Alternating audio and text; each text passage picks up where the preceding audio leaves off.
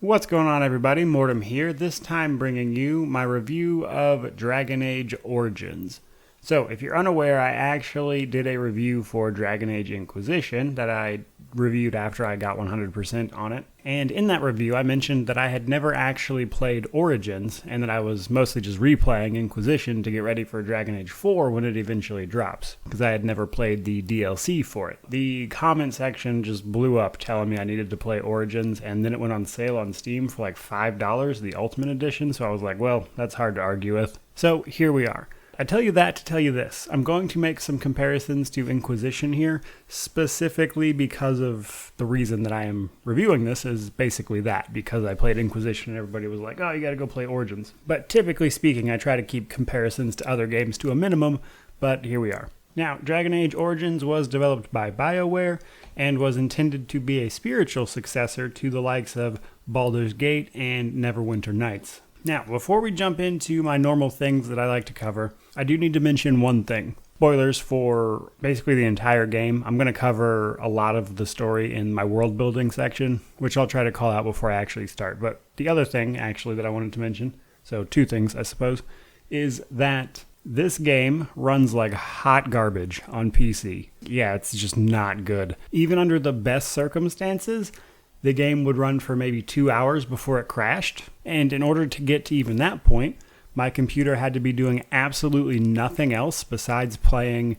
Origins, and I had to go in and manually set the game to only use one of my CPU cores, because if I failed to do either of those things, the game would either just straight up not load, period, or would crash immediately upon entering combat. Now, I don't usually go over bugs in any great detail. I might mention a few of them here or there in my reviews, but this was so bad, I'm going to open this review with this. This game is old, it does not run well on modern hardware, it just doesn't, which is weird because it was actually developed for PC. But nonetheless, I haven't had a game run this poorly since I tried to run Divine Divinity for content. But with that out of the way, let's jump right into it. Now, a quick story setup. Again, we'll cover more of this in the world building, but just a setup for everyone, or the few people who haven't actually played Origins before, I guess. In Origins, you will become a Grey Warden and kind of stop political strife that happens, as well as the Fifth Blight, which is a resurgence of Darkspawn, which are sort of undead creatures, but not exactly undead, but kind of in that vein, who follow an archdemon, which sweeps across the world, which the Grey Wardens are set to fight. So you need to help with that situation because you get recruited to be a Grey Warden. So there's your basic plot setup. Moving right along. Now, I just want to interject in this part real quick. Having only played Inquisition prior to this, I never understood why this series was called Dragon Age, because the dragons seem to have very little to do with it. But I was finally able to answer that question in Origins, even though it is still a little vague. So apparently there's these beings called old gods who were like put to eternal sleep or something, and the Darkspawn hear a calling which forces them to constantly look for these old gods.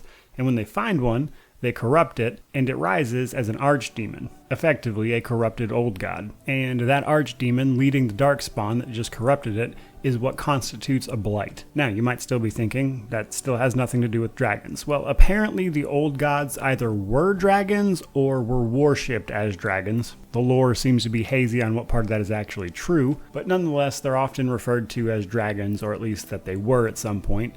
And that the bestial dragons that exist in the world seem to be some sort of de-evolution from the old gods. Best I can tell, that's why they called the series Dragon Age. Jumping into it, so when it comes to picking a character, you have quite a bit going on. Nothing too crazy, but still, nonetheless, more choices than a lot of games might give you.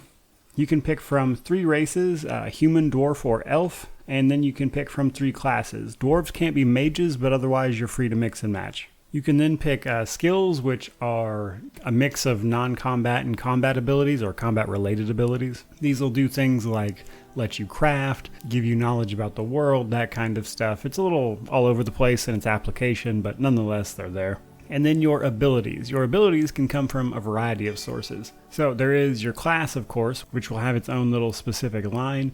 And then there are the weapon lines that you can pick a bunch of abilities from. And then later on in the game, you can actually find and eventually use specializations that give you an extra line of abilities to choose from. That's what you get to choose at character creation. There is, of course, an appearance option as well. However, I will say, due to the age and graphics of the game, all the characters kind of wind up looking a little potato-y, but nonetheless there are appearance options. So with all that out of the way, let's jump into the world building section, which should typically be the largest section of this review. This is the part where I'm going to spoil most of this game, because I want to talk about it in quite a bit of detail, or at least more detail than I would normally go into, because there are some specific things that I want to talk about. For starters, depending on your race and class, you can pick an origin story to play through. There's 6 of these. Now, the only class-based one is if you are a mage. If you are a mage, you always have to play the Mage Tower origin story. Whereas if you are a human or rogue, depending on your race, you then get different origin stories. Now, human only gets human noble, but elves get city elf or Dalish elf, and dwarves get either dwarven peasant or dwarven noble. Now, I actually like this origin intro a lot, because what they could have done is just have you play through a quick scenario and drop you into the main story, but they actually did not take that cheap route out. Every one of these origin stories is roughly about an hour long, so they're not too crazy lengthwise. However, they all relate back to the main story. Having played through all of them and everything, I can tell you that each one of them has you encounter specific characters that you will then re-encounter later in the story, as well as going through areas that you will re-encounter later in the story, which then, when you re-encounter them, the character that you played with that origin story might know their way around the area, which is a nice subtle touch, but moreover, they might have history with the specific characters that they are then talking to, which the game will then react to. So very nice touch with the origin stories. On top of the fact that it just gives you unique content to play through, and truth be told, if I had to pick my favorite, it would either be Human Noble or the Mage Tower. The Mage Tower I wasn't surprised about, to be honest, as far as liking it goes, because I had some questions about how the whole circle of magi thing worked with mages in this game, which I kind of talked about in my Inquisition review. Nonetheless, I'm not going to go over it in any great depth here, but I will say this origin story specifically answered a lot of my lore questions about how the circle worked. And then the Human Noble actually did surprise me, because that sounded like the most boring intro of the 6. However, it is easily the most well done. And in my opinion, is probably the one that most directly attaches itself to the main story and gives you an incredibly personal reason to handle a specific matter. Beyond that, after you've played through these origin stories, each one of them will see you recruited by a Grey Warden named Duncan. Be this typically through having no other option, or in some cases it just being your best option.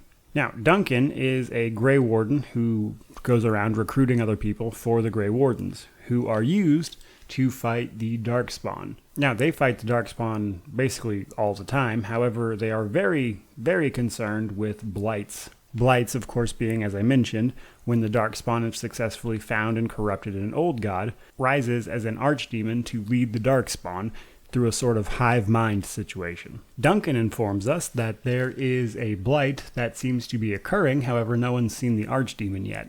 So he needs to take you to Ostagar. Upon arriving, you meet King Kalen, who is leading the armies and is the current king of Ferelden, against the Darkspawn invasion that's happening towards the south. So far, they've been very successful. King Kalen seems like a super positive guy, and Duncan informs you that they need to complete your ritual to become a Grey Warden. Because in order to fully become a Grey Warden, they have to go through a ritual called the Joining, which basically involves drinking Darkspawn blood as well as a bit of blood from an archdemon, and this has the potential to just straight up kill you. But if you survive, you take on the taint of the Darkspawn, which allows you to basically feel them around, which of course helps you fight them. And moreover, this taint actually facilitates something very specific, which I will talk about here in just a minute. Now, after you have successfully joined the Grey Wardens, you join King Kalen in his most recent battle against the Darkspawn. However, a man named Loghain, who has a critical role to play in this battle, decides to abandon King Kalen in the middle of the battle, effectively causing King Kalen's army to be routed,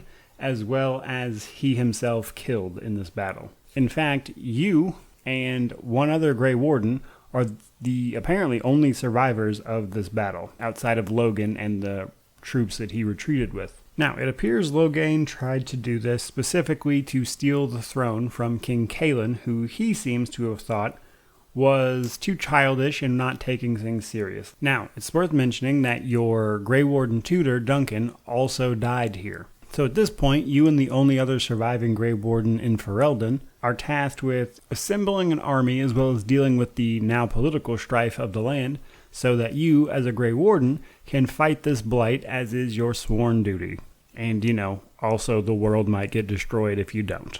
Now, that's the setup I want to talk about, but now there are some specific things that happen that I want to talk about. Once you deal with all of the 4 leads that you are given to assemble your army, there will be a meeting called where you can basically publicly try to tell Loghain that he has no right to the throne because of what he did at Ostagar, which essentially resulted in the death of all the Grey Wardens who are needed to fight the Blight, as well as essentially getting the King of Ferelden murdered because of his negligence. So you can try to prove all that in a lands meet, they call it. Now, ultimately, this comes down to a fight with Loghain no matter what happens.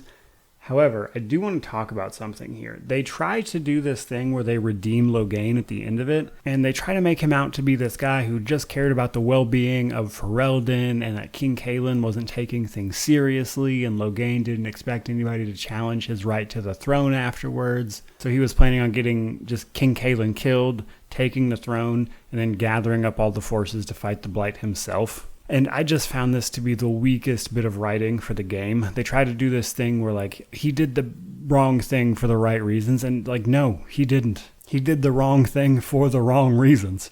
So, a couple of things on this. One, he got King Cailan killed. He got King Cailan killed because he did not like him, period. Because while everyone does think King Cailan is being too brash about the Darkspawn threat, and fair enough, he is, however, he's won every battle against them up to this point. They've fought several battles with the Darkspawn already that he has won every time. He's assembled the Grey Wardens. He's getting help from another nation's League of Grey Wardens to help fight this blight. He has no reason not to be brash about this at this point. He's honestly mopping the floor with the Darkspawn. He probably would have won the battle at Ostagar had Loghain not disappeared. So it's they try to make King Cailan out to be this bad leader or whatever, when it's just not true. The game honestly tells you the opposite. He's kind of crushing it, actually. So right there, Loghain already did something stupid just because he didn't like King Cailan.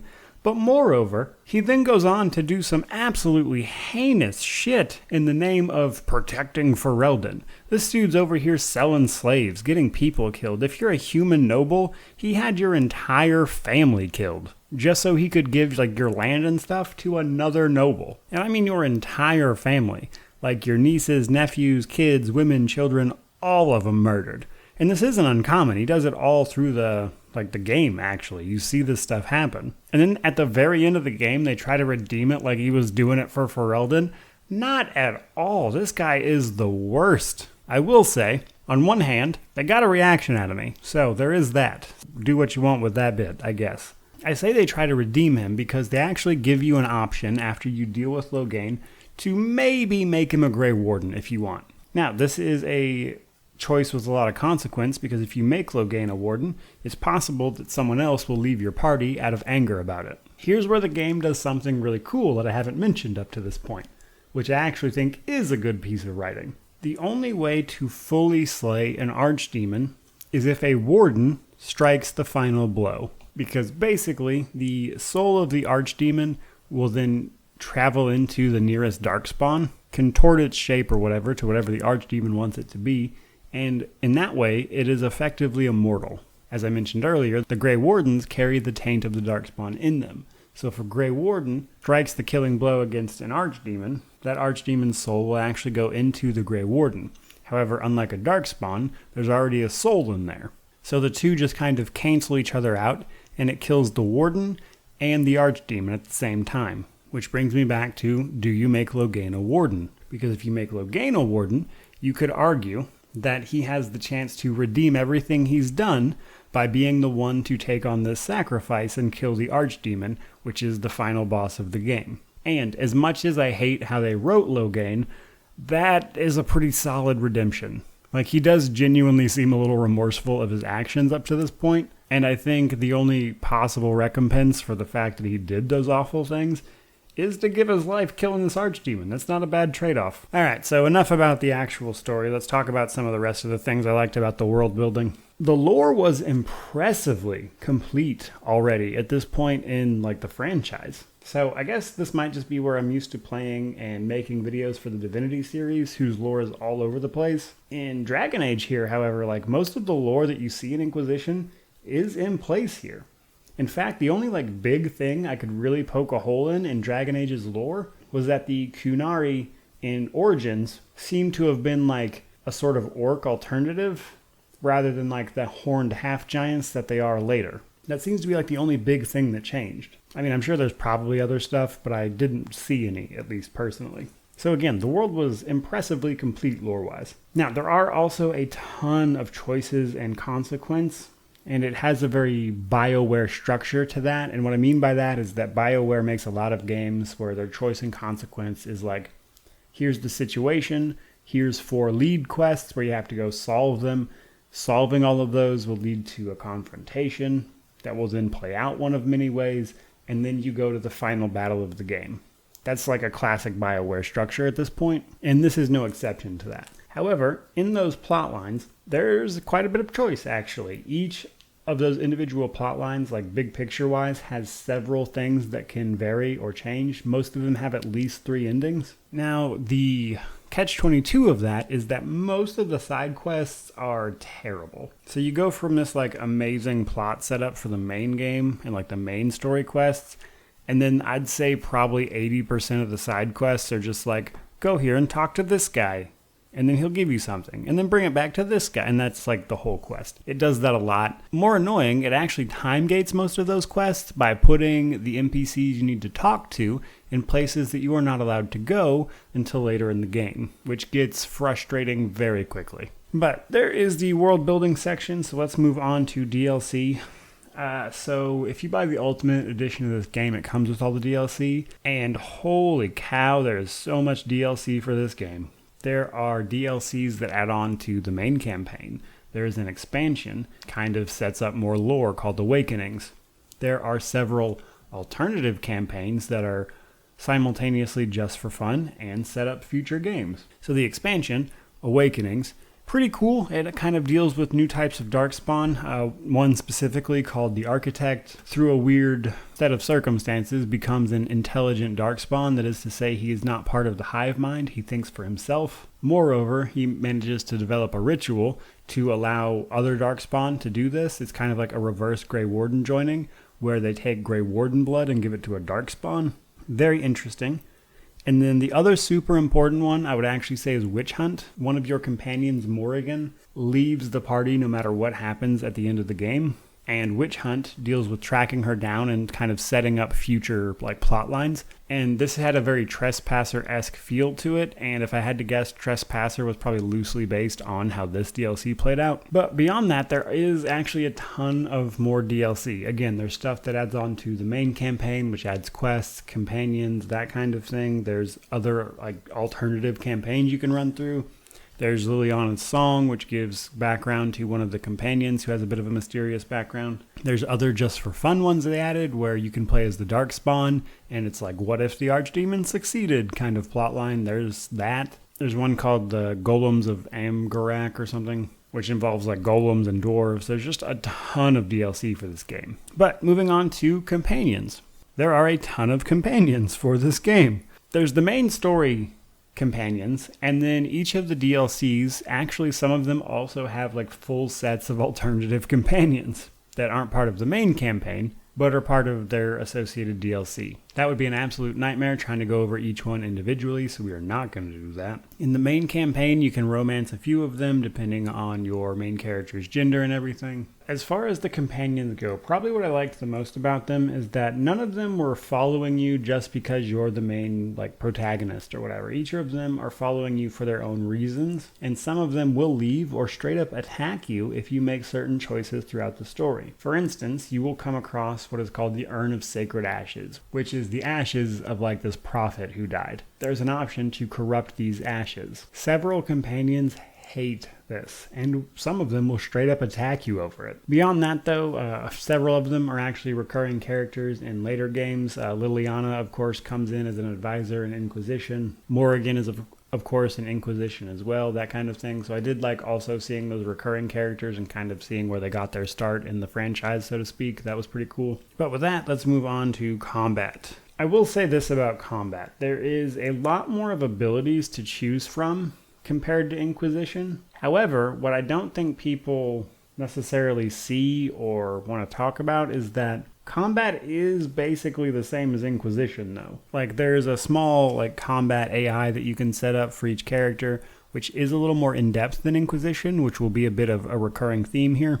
But the basic setup is still Inquisition's combat. It's like a real-time with pause system. There's a tactical, overhead view camera. Strategy is really important. In this game, I would say more so than Inquisition, because this game loves to throw massive amounts of enemies at you, to where most fights you're going to be outnumbered in. So crowd control is everything, and you really need to strategize and decide how you want to deal with that. Also, some of the skills I mentioned earlier can come into play here. There's crafting skills and stuff, so characters who have the crafting, feats if you want to call them that, will be able to craft items that can then, of course, help in combat, and just various little things like that. So probably my biggest takeaway from seeing combat in this game compared to Inquisition is this. Unfortunately, Inquisition actually seemed to have tried to streamline some of this stuff, and they picked the worst stuff. So they tried to streamline all this combat stuff, but then they kept Dragon Age Origins just terrible side quests, which in my opinion should have been reversed. Inquisition should have cut the terrible side quests and expanded upon the combat and made it more interesting. But nonetheless, that is where we are at. Let's talk some positives, some negatives, and then kind of a wrap up at the end here. So positives. The world building was impeccable. Loved the Grey Wardens. Everything about the Grey Wardens is super cool conceptually. Loved seeing that happen. I'm actually disappointed Inquisition didn't involve the Wardens more directly. I've heard Dragon Age 4 will. Excited about that because of this game. Moreover, the choice and consequence presented in Origins is some top tier stuff. Tons of them. You see their effect in-game in subtle ways. People will react to things you've done. There's all sorts of options. Cannot fault the sheer amount of choices you can make here. Every game has some negatives, so let's talk about those. In this particular case, and I guess just now, the performance of this game is awful. It is so bad. Just playing through this for this review, this game crashed without exaggerating probably 50 plus times. It is ridiculous. As I mentioned earlier, the side quests in this game are also terrible, just like Inquisition's were. Some of them are good. There are a few good ones. Most of them are terrible. They come from job boards that are super boring and generic. A lot of text involved. Most of them don't tell you anything about the world. Most of them don't teach you anything about the world. It's just talking to various people, killing something, and then turning it in. And unfortunately, as I mentioned as well, Inquisition kept that with just tons of pointless little side quests that don't do any good for anybody. Moreover, Dragon Age Origins is a loading screen hell. So there is just loading screens everywhere. Normally, this is actually a positive for older games because these loading screens become almost instantaneous and thus are basically non-existent. Now, the way Origins is set up, and because of the performance issues, you're constantly running in and out of buildings and stuff, which hits you with a loading screen, and is a very good chance you might actually crash your game just by trying to load it. Which means I had to save basically every time I transitioned an area, just in case, which was incredibly annoying. But I'm going to do two things here. I'm going to compare the game to Inquisition, and then I'm going to give up an overall summary here. Now, comparing the game to Inquisition, I am, again, impressed by how much Inquisition actually kept from this game, which makes it very strange to me that people are always like, Inquisition's this bad game and Origins is so much better for these reasons. I would actually disagree a little bit. I think Inquisition is every bit as good as Origins. If anything, Inquisition is even better now that I've seen some of this lore and the things that happened in the first game, which then translate into Inquisition. I actually looked up some of the choices and exactly, specifically what they affect in Inquisition. And I'm almost tempted to do another run through just to see my choices specifically in Inquisition. But on that note, as I mentioned a little bit earlier, Inquisition kept the worst parts of Dragon Age Origins and cut some of the good parts, which I can see why that would have upset people, because Inquisition kept the terrible side quests, and then it trimmed down the cool combat variety and stuff, which is just unfortunate, and I wish they would have done the exact opposite, actually. But beyond that, let's talk about Dragon Age Origins, and I guess would I recommend it or not. To sum it up very succinctly, it is a fantastic game that suffers because of its terrible, actual performance as a video game. The story, the choices and the consequences, the role-playing, honestly amazing. The only thing bringing this game down for me in any significant way is just how horribly it ran. Moreover, I think the Ultimate Edition is normally $20 for all that content, the DLCs I mentioned. Plus, I bought it on sale for $5, which is an incredible value. You could easily play this game for a couple hundred hours, I'm sure. So, if you yourself haven't played Origins, I highly recommend you do. It's very interesting, and I can see why people fell in love with it so much. Truly a great game. And it's a shame, at least in modern times here, that the port, or whatever you want to call it, the Ultimate Edition here, just runs so poorly. With that out of the way, guys, truly, thank you so much for watching, especially if you made it all the way to the end here. This has been a fairly long review. Typically, I try to keep them about 15 to 20 minutes. But I had a lot I wanted to say about this game, so here we are. Again, truly, just thank you so much for watching. May you wander in wisdom, and have an amazing day.